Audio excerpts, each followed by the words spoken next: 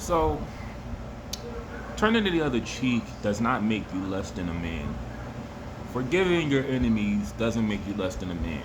Now, neither of the two are easy to do, but I want to give you a little advice on how to get in the habit of letting things go, turning to the other cheek, and forgiving those who violated you or harmed you in any kind of way. Now, it's really not easy, but to build your relationship with God, you have to learn to forgive those that do evil unto you. You have to learn to turn the other cheek. Now, turning the other cheek is easier for me because I'm a very non confrontational person. I understand that wars never end. And what I mean by that is you got a conflict with somebody. It will end in either two ways: that person dying or that person going to jail. But if neither of those things happen, it will never end. And if it does so, let's say it can it can disseminate to the next of kin. Like, you find out who killed your father, now you have a beef with that person, and now that person's family has a beef with you. And you see what I mean? It's a cycle that just doesn't stop. So I tend to, avoid conflict when I can. I don't like disagreements, debates, arguments. So I'm the best guy you could say who doesn't have a problem turning the other cheek. But when it comes to forgiving and genuinely forgiving people that, you know, disrespect you, violate you, harm you in any kind of way, just think about that person. Think about the good. If that person done any good, think about the good. Or if they fit a certain category, think about the good that people like that person has done. You know, like the other day, I picked up some body oils for about, I was supposed to pay $10 for one, and they smell really great. But I wound up getting two for $10.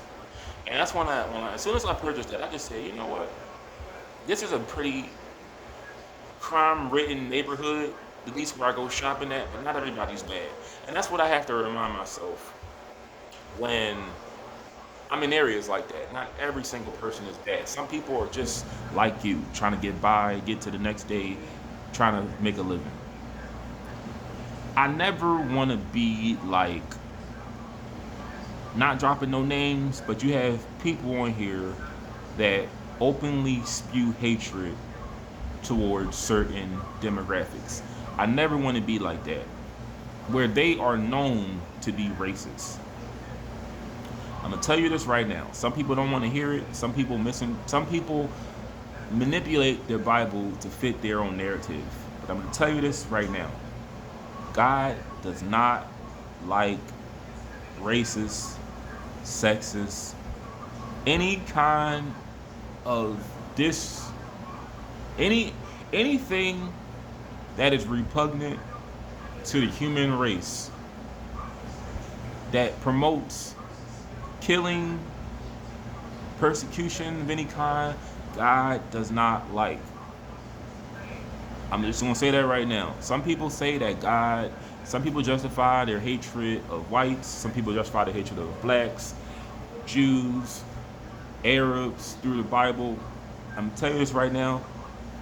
I'm gonna destroy your whole argument by saying this. God hates hatred. Your job is not to do anything that promotes killing. Like, God does, He doesn't even want us being vindictive, because we're not allowed to enact revenge on people. That's God's job. We don't have the power to get, to act on retribution and revenge. We don't have that right. But God hates hatred. Some people say that you're weaker, being a Christian, Or anything else that's not that, I don't know what they promote in practice, but if they're promoting any kind of hatred, any kind of separatism, I'm telling you this right now, God dislikes it. So if you love God, do what you can to work on, your dislike, discontent for any group. It's okay to have opinions on things, but you never wanted to get to the level of a Mel Gibson or and I'm just saying Mel Gibson because that's a household name. Mel Gibson's been in a bunch of movies. I'm talking about like people that are content creators. You never want to be like a Bull Connor. If you don't know who that is, look him up. He was a now I'm trying to think. I know Bull Connor was, I believe he was the mayor. He was the mayor. I just know this is the one thing about Bull Connor. Now I'm like, who's Bull Connor? I was reading a comic book by the Boondocks. They probably referenced this on their on the Wikipedia page by Bull Connor. It'll come to mind in a second. But Bull Connor was a segregationist. I know he wasn't the mayor. He was the police chief, or maybe he worked in like the city council or something. But all I know was this: he loved to use water hoses on protesters. Hold up. So Bull was either the, I believe he was a city councilman, the mayor, one of the two. But I know he tried. I know he tried to run for maybe governor, or president. But he disliked.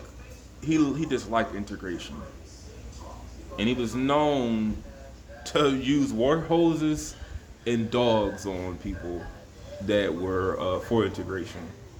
But it was a book. It was like a comic book by the Boondocks, where Huey saw his neighbor like watering his car, and he was like, "Hey, there's Bull Connor with his hose," and it was like, "That's not Bull Connor. That's a white guy washing his car." And he was like, "Boy, I shouldn't let you watch Eyes on the Prize." Eyes on the Prize. And then I looked up. I was like, "Who's Bull Connor?" And I was like, "Oh," but I'm trying to remember. He was either a part of the councilman, part of the city council. He wasn't the mayor. I'm gonna research it.